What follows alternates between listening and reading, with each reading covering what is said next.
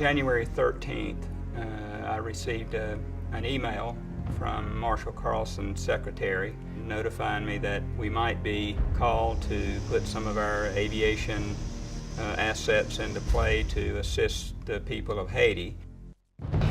Early evening of the 13th, I spoke with Marshall Carlson, our Hendrick Motorsports general manager, about how we might move forward to put a plan into play. Marshall made a couple of phone calls to a few aid organizations. That search led to an organization in Fort Pierce, Florida called Missionary Flights International. I made multiple phone calls, getting their answering machine saying that their phone system is overwhelmed now, their internet system is overwhelmed, and to just be patient. Finally, I got an answer, and it was their operations manager, and his name is Harold Martin. After the conversation with Mr. Martin, we felt like we had a very good match. Felt like we could benefit each other, and that Hendrick Motorsports would be a major player in their efforts to get a combination of people and cargo into Port-au-Prince. We left here on the 15th with 2 complete flight crews, with the idea that we were going to operate 1 airplane, 1 flight a day, possibly 2 flights a day if we could pull that off. We land at Fort Pierce, we pull up in front of their hangar, we see people flooding out of the hangar, coming out on the ramp, and they're clapping, they're applauding, and we're thinking, man, they are happy to see us here. The first thing we did that afternoon is we met with the Missionary Flights operations staff and received a thorough briefing on how things work, flying in and out of Haiti. We loaded the cargo compartment with as much as we could in terms of medical supplies for the group that we were to fly down the next day, which was mostly doctors, nurses, trauma surgeons, emergency room physicians. The sun was just starting to rise. About 4:59 a.m. exactly, our first airplane departed. We get within about 20 miles of Port-au-Prince, and we call the air traffic control frequency there, and they cleared us to land. So we're clapping, we're thinking we have, we pulled it off here. As we got about 5 miles from the runway, we heard something we did not want to hear, and that is air traffic control asking us to turn to a certain heading, that our landing clearance was canceled. A bit of a negative moment for us, but what we learned within a minute or so was that they just had some military traffic. We're cleared to land again. 500. So as we land, everything just seemed to be just kind of frozen and very quiet, very still, very eerie, if you will. So we park at the general aviation ramp. The door opens, and you could tell that there was a bit of reality on the other side of that door. A few minutes after we had deplaned those passengers, their ground transportation was waiting for them.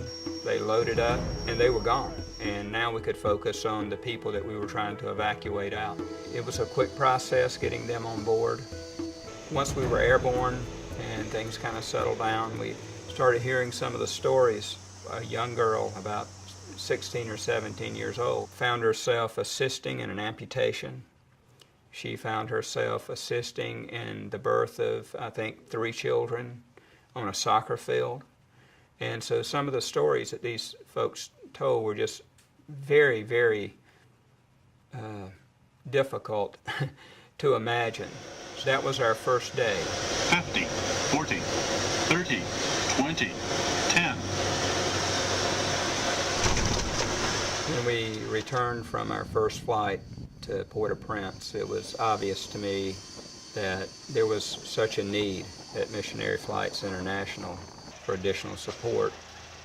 I called Mr. Hendrick and I asked him if it was be possible for us to bring another airplane down to Fort Pierce with 2 more crews so we could operate 2 flights a day instead of 1. Answer immediately was absolutely do it. One flight that was kind of a special flight for us is a flight that we operated on January 18th. This was Monday, January 18th. We had been hearing from Missionary Flights International that there was a possibility that we would be bringing some orphans out of Port-au-Prince that day. And as we landed in Providenciales for fuel on that first flight, we called back and asked kind of, well, you know, what's the status of the orphan flight? And Missionary Flights International said, well, you know, we just don't know yet, but, you know, call us when you get on the ground. Within the next hour or so, we would get updates. One update would say, you know, good chance, think it's going to happen. Then we would hear that, nope, it's not going to happen. They're stuck in traffic, so that it just doesn't look like they're going to make it here by 5:30. Then we got one more call that said, hey, there is a chance this could happen. They are on the airport property now. They're in the wrong place on the airport property, but they're here. We kind of took a vote. Do we wait? Do we go? And unanimous decision among the crew members was that, hey, let's give these folks a chance. Now it's around 5:15 or so, and we get one more call that says, hey, they are 5 minutes away. Actually, right on the money, about 5 minutes later, this bus pulls up with 26 orphans and 11 adults. As the bus pulls up, I walk over to the bus, and they were just very, very quiet, very orderly. They were told to proceed over to the airplane now, and when they got on the airplane, they were a little unsure about what was getting ready to happen. Obviously, none of these children had ever seen an airplane. A little bit of skepticism you could see in their eyes, maybe a little bit of fear, once they got on board and realized that something big was about to happen here. We got the door closed, we taxi out, we have a little bit of a delay getting on the runway, waiting for other airplanes to land. Finally, we take off, fly over the mountains, head back westbound. Within 20 minutes or so, and we've got children that are out up in their seats. They're being given water bottles and drinks and snacks, and they're laughing, and they're sitting on our lap, and they're just so normal now. And what they had seen, what they had lived, what they had experienced was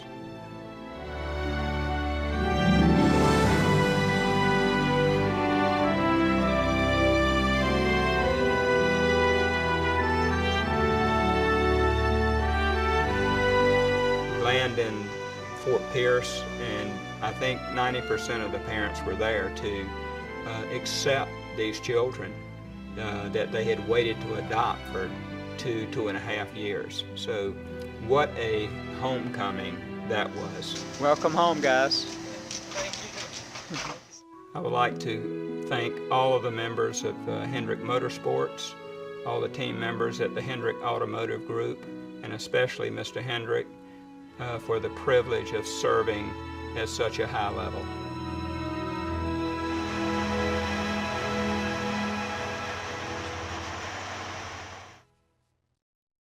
Good afternoon. My name is Dave Dudley. I'm the Director of Aviation for Hendrick Motorsports. On behalf of the entire flight department at Hendrick Motorsports, we would like to thank you all for allowing us to be part of your celebration today. We would also like to congratulate all of you on achieving the BMW Center of Excellence Award. Know that your partners and teammates out on the East Coast are very proud of your achievement.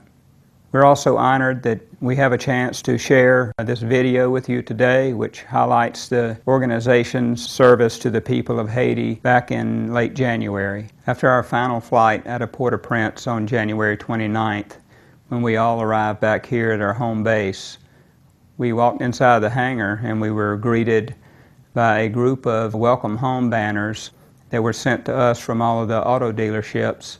One of those banners was sent to us by East Bay BMW. In an effort to show you folks at East Bay BMW our appreciation and how meaningful these banners were to us, we decided to prepare a banner especially for you folks. I've asked Mr. Hendrick and Mr. Hepler to present this banner to you folks today. God bless you all. Once again, congratulations on your great accomplishment.